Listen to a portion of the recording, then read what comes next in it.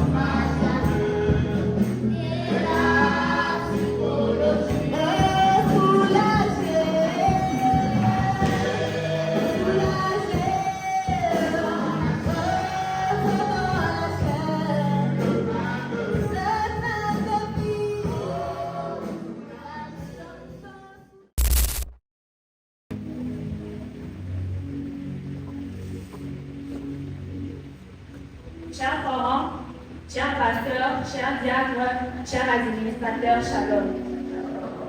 Dieu pouvait un poème à décortiquer qui s'intitule l'héritage.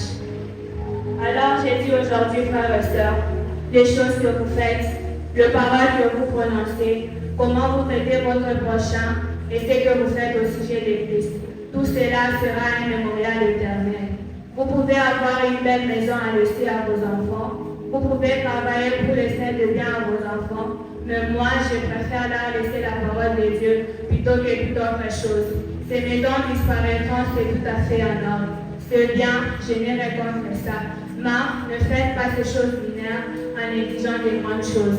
Vous voyez, la maison va périr et les gens périront avec elle. Mais la parole de Dieu le ressuscitera dans les derniers jours et leur redonnera la vie éternelle et immortelle. Alors vous constituez à un tel patrimoine la parole éternelle de Dieu, car si cette tente que nous habitons sur la terre est détruite, j'en ai une qui m'attend déjà, un mémorial qui rend un tel témoignage. J'aimerais bien faire cela devant mes enfants que de dire, mes chéris, j'ai $1 million dans cette banque, un autre $1 million dans cette autre banque. Je préférerais leur laisser ce témoignage-là. Absolument, laissez-leur comme mémoriaux vos témoignages. Que le Seigneur Dieu vous bénisse.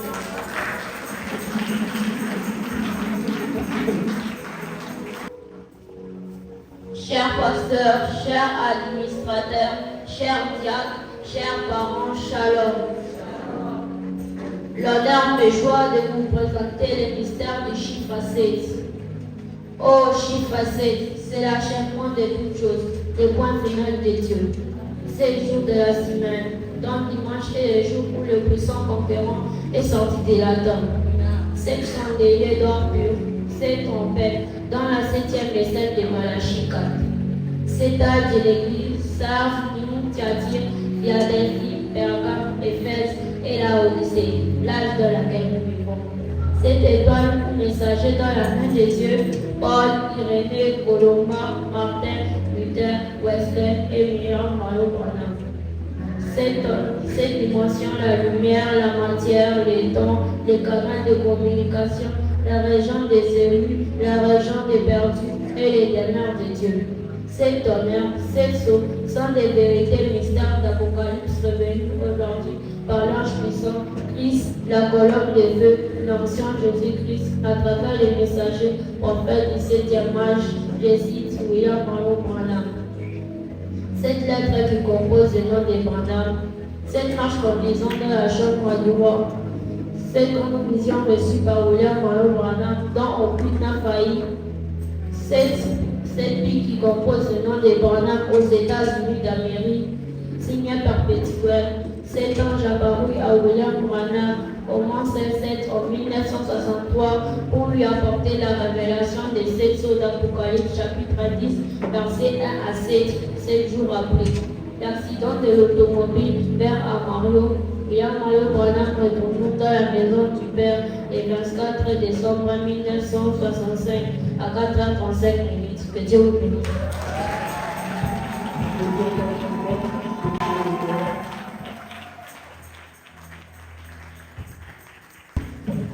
Bonjour à tous, que le Seigneur vous bénisse.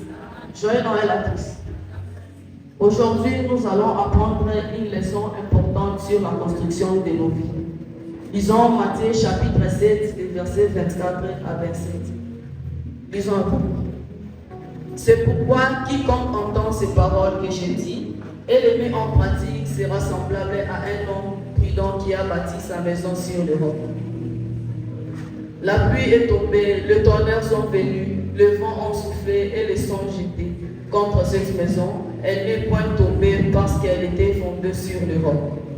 Mais quiconque entend ces paroles et que je dis et ne les met pas en pratique sera semblable à un homme insensé qui a bâti sa maison sur le sable.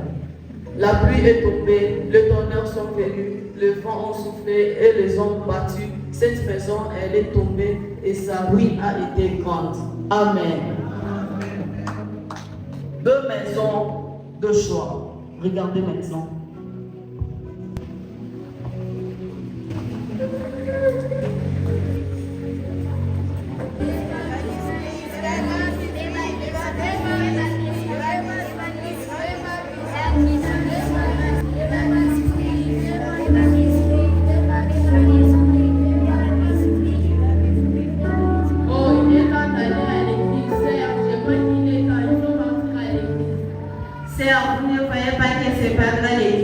Restons seulement, on va partir les dimanches.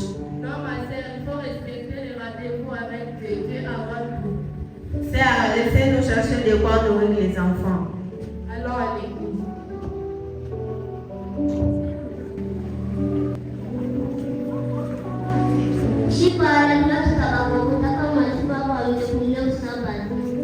Au lieu de chercher à quoi nourrir leurs enfants, ils partent à l'église. Au lieu de nourrir leurs enfants et pas parler. Au lieu de rester chercher à manger pour nourrir nos enfants. Allez, papa, qui est même quand il n'a pas ta commise. Olo papa, qui est papa, t'as fait ma toute la vie, bien quoi, je suis quoi, tu veux ma maman, ça va, moi, je sais pas quoi ta commise. Le pasteur a bien prêché, la prédication était bonne. La parole était bonne. Aujourd'hui, on a bien dansé. À l'église, c'était bien, Dieu l'a béni. Aujourd'hui, le pasteur a dit, Dieu est vraiment merveilleux. Le pasteur a bien cru. Retenez bien l'histoire de ces deux types de marchands. Nous allons vous présenter la deuxième version de cette parabole.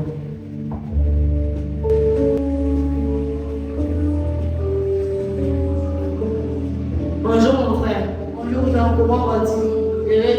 Je veux que tes affaires prospèrent. Mon ami, Dieu fait grâce. Bon, il est déjà temps d'aller à l'église. Où vas-tu? Mon ami, le temps c'est de l'argent. Je vais prier à la maison. J'ai beaucoup de choses importantes à faire pour gagner de l'argent. Tu sais qu'il faut aussi laisser un temps à Dieu. Oui, au revoir. Au revoir.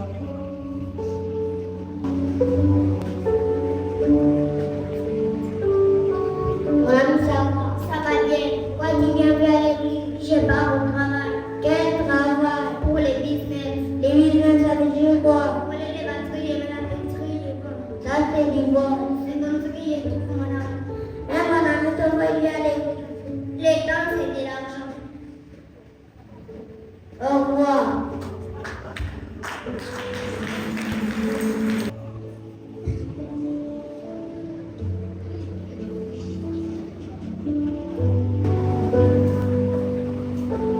Bonjour mon ami. Bonjour mon frère. Bonjour mon ami. Bonjour, comment ça va? Je vais bien. Oh, Pourquoi tu viens plus à l'église? je ne viens plus à l'église parce que j'ai une travail. Tu as un travail. Je prends de l'alcool. Mais tu sais qu'un chrétien ne vend pas ça. C'est ce que Dieu m'a donné comme travail. Oh, mais tu sais qu'il faut aussi laisser un cadre. Le temps, c'est de l'argent. Qu'est-ce que toi aussi tu fais comme travail, mon ami? Moi, je prends de la drogue. Mais il faut venir quand même à l'église. Oui, je comprends. Au revoir. J'ai mal quand je vois un chrétien toquer. Maintenant, imaginez une tempête, une grande tempête, effet sonore des vents et des pluies. Mes amis, j'ai tout perdu, tous les capitaines que j'avais, tout l'argent que j'avais, tout s'est perdu. Je vais faire comment? Même moi, mes enfants ne mangent plus. Je n'ai plus encore d'argent. Mon mari ne travaille plus, mes enfants ne partent plus à l'école. J'ai perdu tout mon argent. J'ai perdu toutes mes choses, mes enfants sont malades. Bien, protection du bien, tu vas te faire un chou de pour abandonner masse. Mes affaires prospèrent. Je vois mes enfants ici dans une belle école. Mes affaires prospèrent grâce à Dieu. Dieu est bon. Tu avais prêché bien et puis Dieu m'a béni. Mon mari n'avait pas de travail pour un temps. Mes affaires prospèrent. Je n'avais pas de travail, mais Dieu m'a donné du temps. Mes enfants ne partaient pas à l'école, mais aujourd'hui partent à l'école. Mes amis, j'ai tout perdu. Je vais faire comment? Tous les capitaines que j'avais, toutes les choses que je vendais, tout s'est perdu. Je vais faire comment? Tu vois l'importance de mettre Dieu avant toute chose. Ni ton argent, ni tes affaires vont jamais te sauver. C'est pourquoi je ne regrette pas d'avoir fermé mes marchandises et d'aller à l'église. Oui, je comprends. Il faut mettre Dieu devant nous. Dimanche, et ils ont tout perdu. Mais ceux qui partaient à l'église, Dieu les a aidés, Dieu a fait grâce, leur affaire prospère. C'est pour cela qu'il faut toujours mettre Dieu en première position. Dieu avant tout. Même si vous constatez ici à l'église, le dimanche c'est trop plein, mais le mercredi et le vendredi, les gens sont au travail. Il faut mettre toujours Dieu en première place, être là dans l'église. Merci.